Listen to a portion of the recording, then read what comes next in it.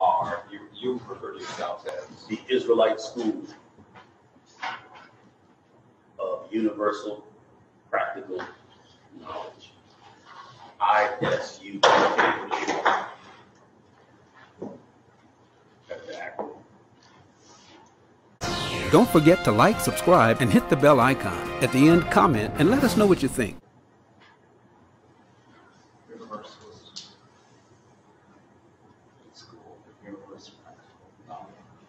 How does that differ from from the folks that I might, if I don't see you folks in the city, right? I see other groups. Who are they? They're just other groups that have formed over the years into whatever they actually are, which I wouldn't know. It's similar to different denominations of churches. Okay. You know, you could look at it in that kind of context. Right. And how long have you guys existed out here? In Philadelphia? Yeah. Since '91.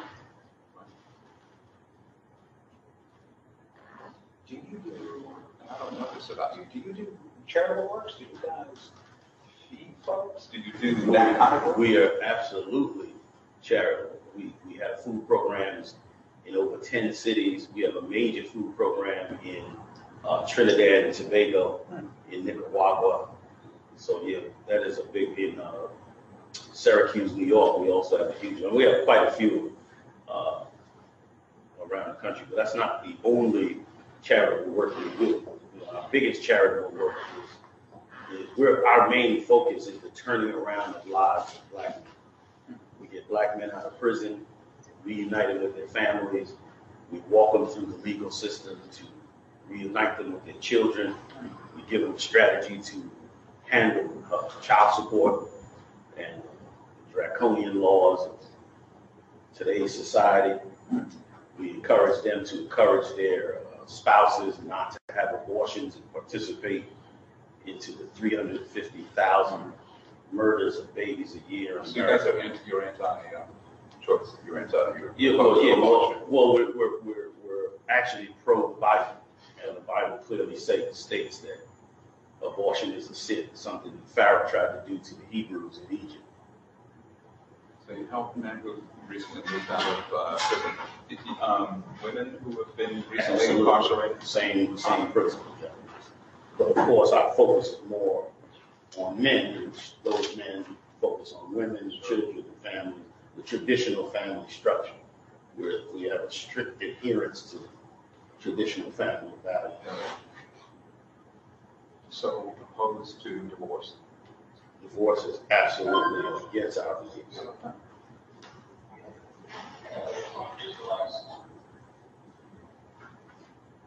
For Christ, there is no such thing as divorce, so we don't advocate it at all. We have an extensive family counseling part of our organization for relationships that get into trouble. We have a huge national network that can come together at a moment's notice for any marriage that may look like it's going on the rocks. That's how important it is in today's society. You folks do in terms of the street, setting up on the street corner. Yes. Preaching. You do. Yeah, Yeah. That's certainly part of what most definitely. It's been a part of us since 1991. We've been on 15th and JFK, across from City Hall. I'm sure you're familiar with it. I've seen you, man. Yeah. I've heard you. Yeah. There's no subtlety there. Yeah, you message out. You got to be a little loud when you pull the people out of the grave. Yeah, that's good. That's good. So I'm a long-time reporter with that. Okay. I've been there some 19 years. I did investigative reporting for a long time for them. Now I do more general assignment reporting. I'm a pretty aggressive interviewer, right? And I would imagine you would expect that I would be. I'm sure you considering what's going on here. Sure. You look to me like you can handle your rounds. Fire away. So let's get it on. What do you say? Sounds right. Ready when you are. First question I have for you: what separates your organization from the guy who killed a bunch of folks in a Jewish market a couple of days ago in New Jersey? Are you folks the same people? Absolutely not. Here's the difference. The difference is we've never done anything like that. And not only have we never done anything like that, our organization is strictly a nonviolent organization and always has been. This man says in a manifesto that was found in his vehicle, he says that Jews are the enemy. Do you believe Jews are the enemy? Enemy of who? Enemy of him, enemy of black people. I know that all nations have profited off of black people. All nations in society today are eating off of the back of black people. Does that make them our direct enemy, that we should go out and kill them? Absolutely not. You don't believe Jews are the enemy, or Jews are Satan. We are Jews. We are saying that we are Jews. And so we don't believe any real Jew is an enemy of ours because we're Jews. What's a real Jew? A real Jew is a black, Latino, or Native Indian that is a descendant from the biblical Hebrews recorded in the Bible. He killed white Jewish people. So I heard. So is that okay? No, that's not okay. Well, you said black Jews. He Right. killed people who were white. Exactly. We don't advocate killing white people. We're completely against violence. We're a nonviolent organization. We're all over this country, and we have never, ever engaged in any act of violence or any act of terrorism against any nation. So that's not our policy. We can disagree with the white Jewish establishment on many issues, including their ethnicity and their authenticity as a Jew. It doesn't mean that we, as the Israelite School of UPK, would engage in violence against them. But so when you say they're the enemy, you need, we don't look at them as an individual group as an enemy. There are many groups and organizations that target and harm and pillage black people, but we don't call their race the specific enemy of our race. So, But they have crimes against us. but you don't say, you said that real Jews are Jews of color. It seems to me that's how you distinguish. Well, not of color. That's not correct either, because you have Jews that are just as white as you, that have a direct lineage to the biblical Hebrew Israelites. This is not a color thing. It just happens that the people that come from that bloodline, majority, are people of color. But we have people in our organization who, like I said, are just as white as you.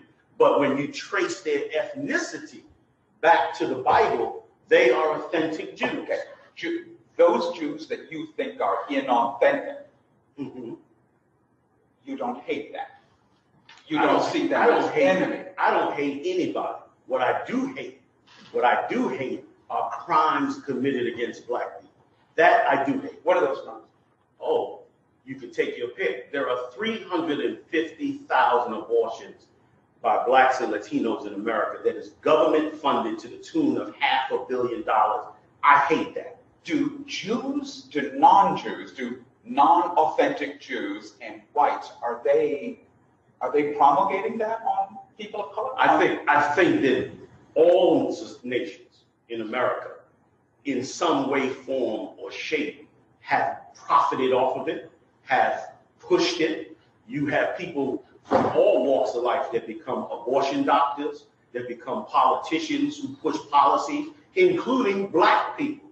You have black people that are also participant in that type of hate crime to kill 350,000 babies. So it's not a personal hatred of white Jews. You have black Christian preachers who totally promote abortion. And I hate that. And they are wrong, and it's a crime against God. This man Who who did this killing, right, had hate for Jewish people and white people. And he links himself to organizations similar to yours. well, if he does that, I don't know what organization he links himself to. But let me say this.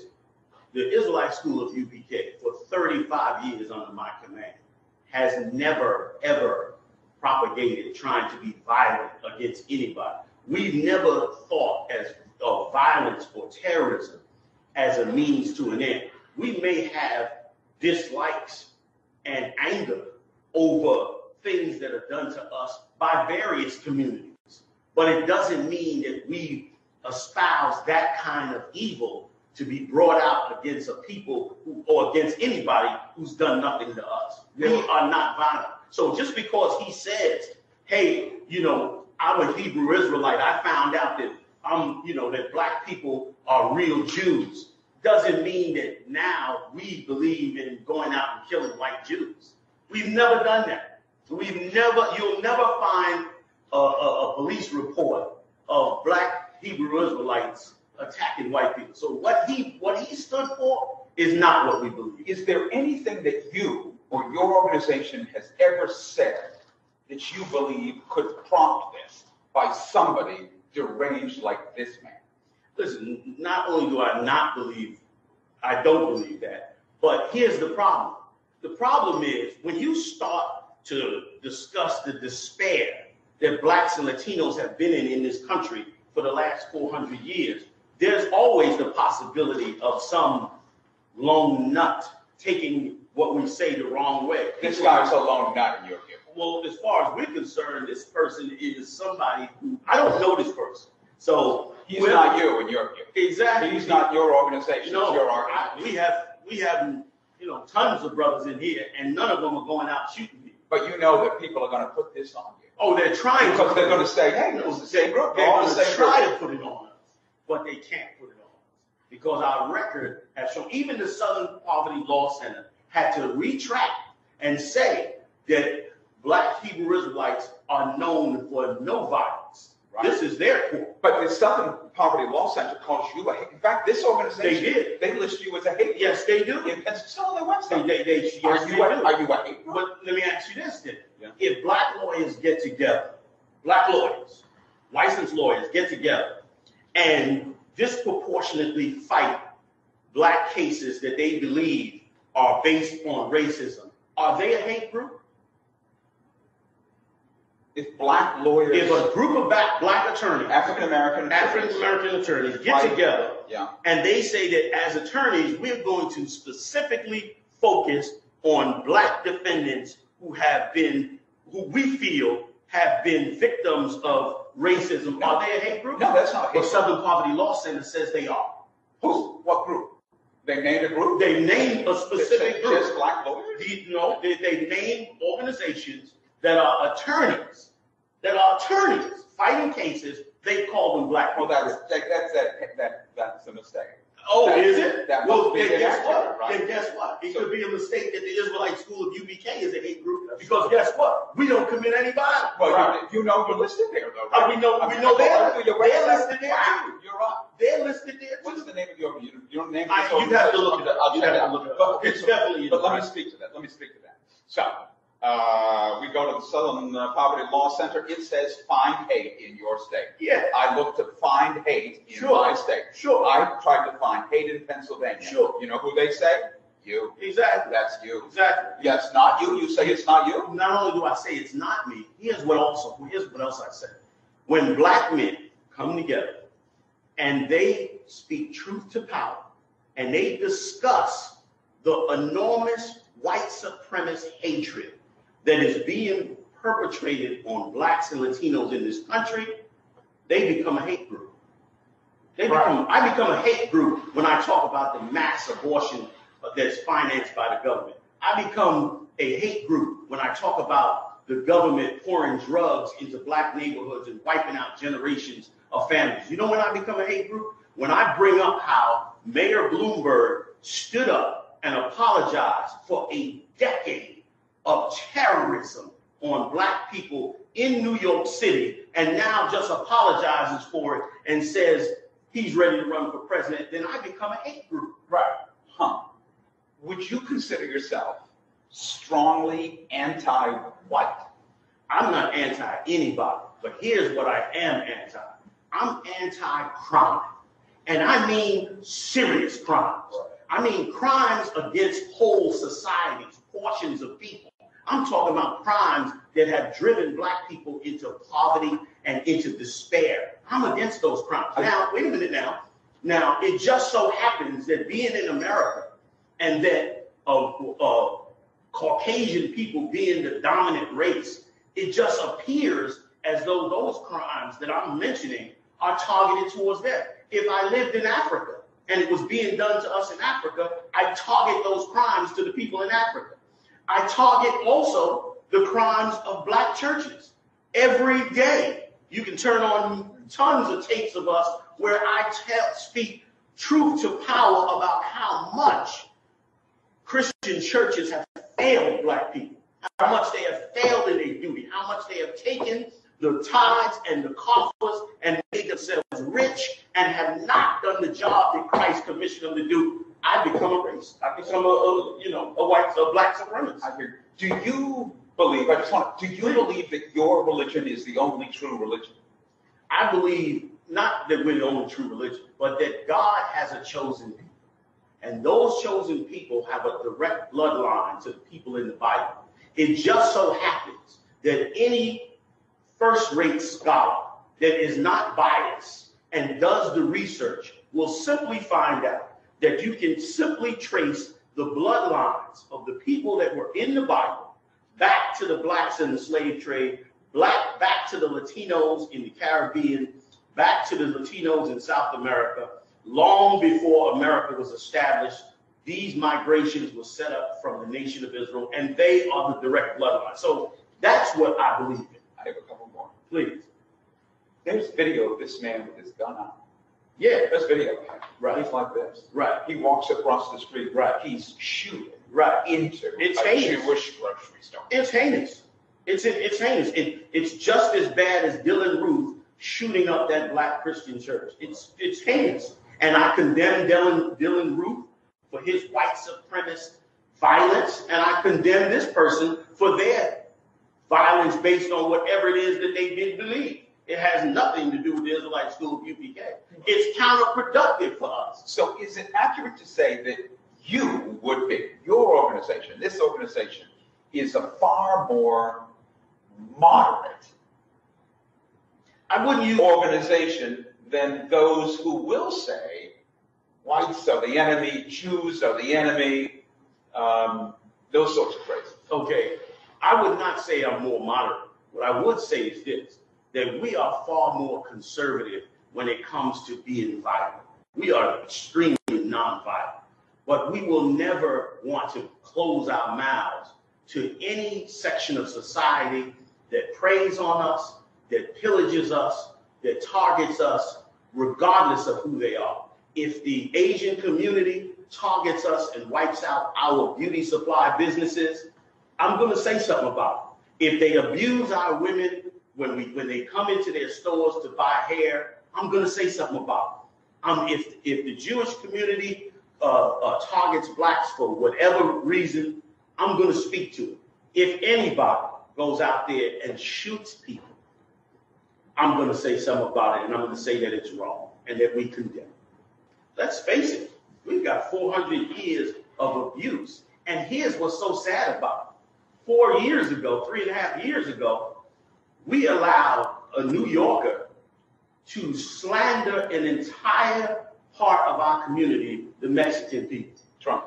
And he slandered them and then got in the White House. He got elected. And got loved by all of America for saying the rights of America. Oh, well, let's say this, for a part of America that loves and will accept any leader, even if they use racism as a means to get in the White House. When I look at your guys here, as they all stand here, Yeah. I mean, Handsome dudes. they're good-looking men. Yeah.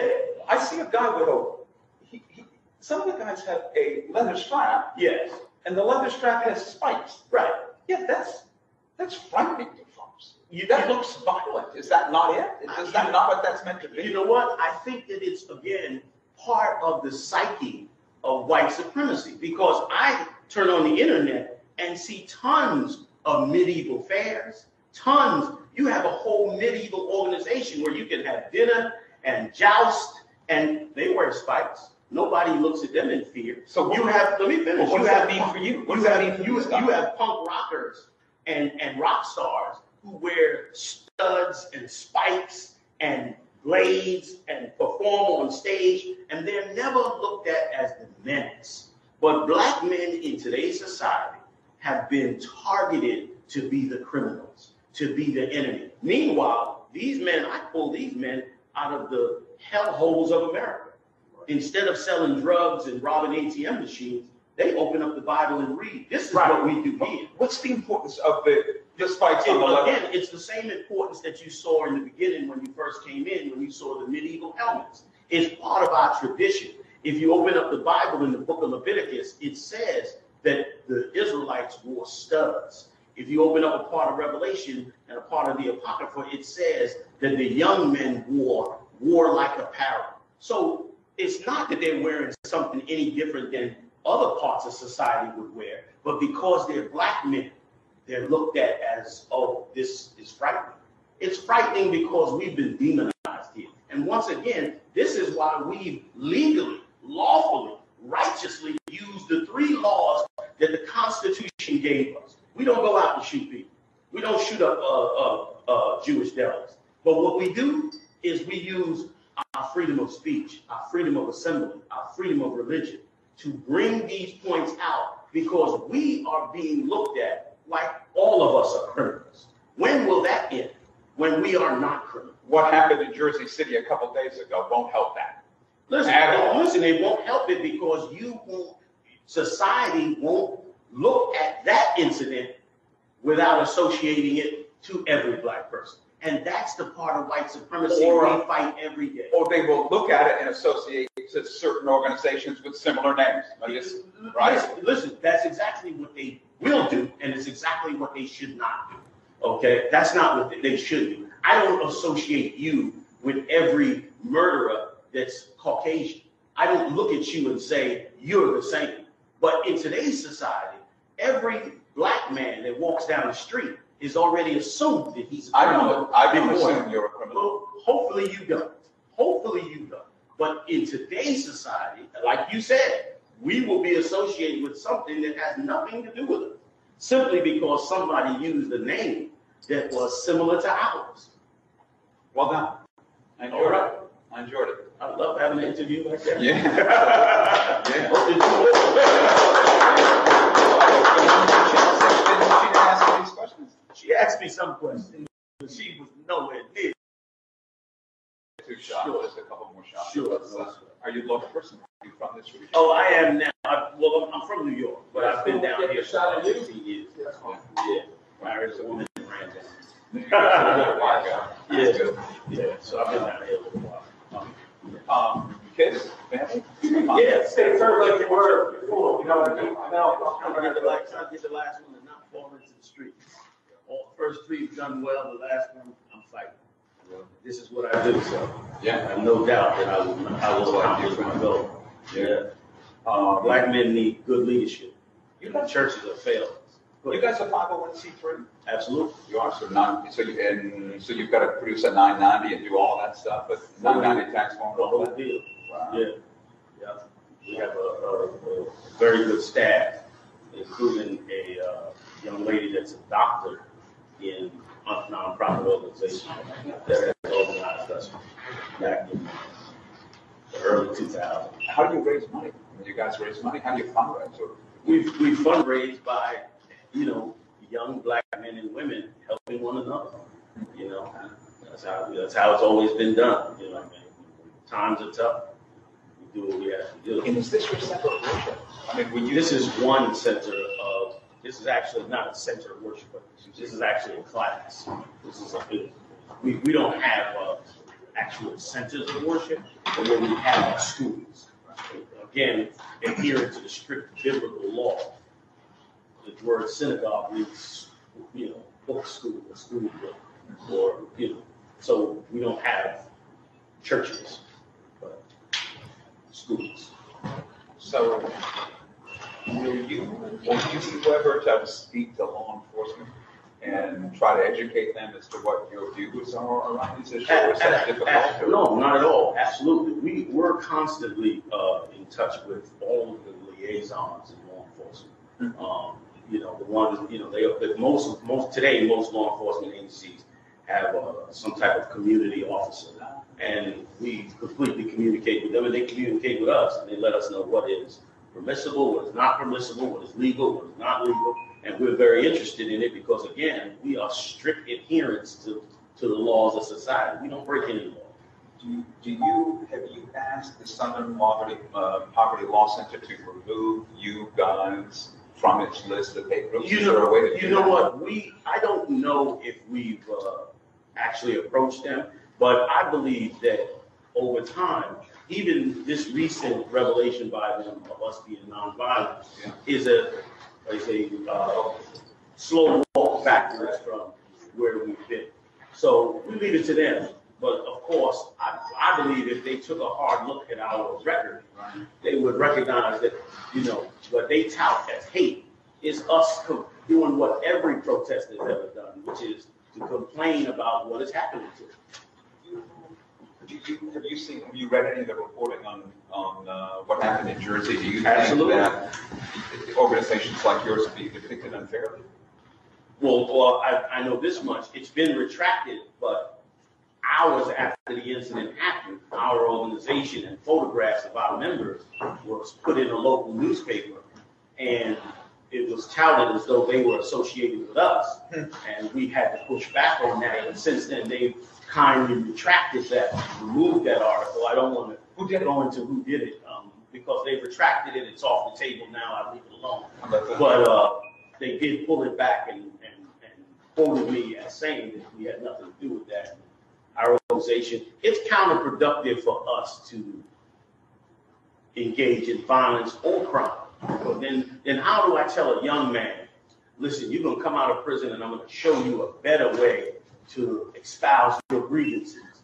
How do I do that and then show him that I do the same thing he did that landed him in prison in the first place? Why would he listen to me? Why, you pat me down, you patted my partner down as we came in. Are you facing threats? So what's well, I think that all people who claim to be Jews are being targeted around the world. Of course, nobody will look at black Jews as being targeted the same way they look at other Jews as being targeted, or other so-called Jews as being targeted, but we're hated just as much or more. And so it's just a matter of routine that we search not just yourselves, but anybody that enters into our classrooms, because once again, we don't want to have an incident that helps to, you know, give the idea that this is a place where violence takes place. But we don't do that. Jews. Right. On what's your affiliation with Israel, with the state of Israel as it now exists? We have no affiliation with the state of Israel. So your affiliation in terms of parts of the world are those areas of the world where black folks may have emigrated to the U.S. from or lived, right? No, not at all. Our affiliation in the world is for those that can bring forth their genealogy back to the biblical Jews, no matter where they are. There are some in the state of Israel. There are some in just about every country in the world. So if they are descendants of those biblical Jews, we're interested in it's easy to prove if you can remove the subconscious mind of racism. It's very easy to prove, because one of the hardest things for anybody to accept is that people in the Bible were actually dark-skinned people. That creates, you know, you can barely get a producer to produce a movie with Jesus being black without being called a racist. The Bible emigrated from, emerged from a part of the world where people were of color. So Well, it seems logical to people of color. Yeah, but that's not how. Well, that's not how the world likes to view it. Well, but for folks to be, members of your organization, or they have to prove to you that they're descendant of. That's right. Folks from the biblical. Exactly. That's a requirement by God in the book of Ezra, that we trace our lineage back, that we go through archaeology, anthropology, through biblical prophecy, and find that out. And you want to hear something that's funny? The greatest amount of information on our historical lineage comes from our white Jews. They've written the greatest books on it. So we get the majority of our knowledge in archaeology from what they've written. They themselves have done. What do you understand?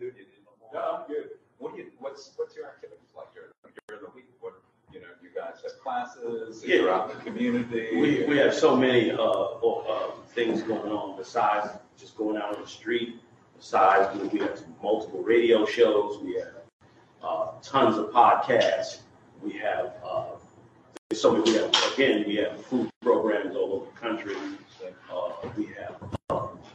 We do a ton of legal work, like I said, for different students. We have a GED program. There's tons of stuff like that. We do on a daily basis. And sometimes we just sit around and counsel. Talk to each other. All right. I Good to appreciate meet you you. too. Thanks. Being willing to talk to me and being willing to go back and forth as well. Sure, I'm glad, that somebody wants to hear this, because it's saving lives and they're acting like we're producing terrorists. When we're talking about this. And if you're black and you call out white America on crime, you're just complaining about the white man. You're just, it's the white man, the white man, the white man. But there are real crimes that are being committed to this day.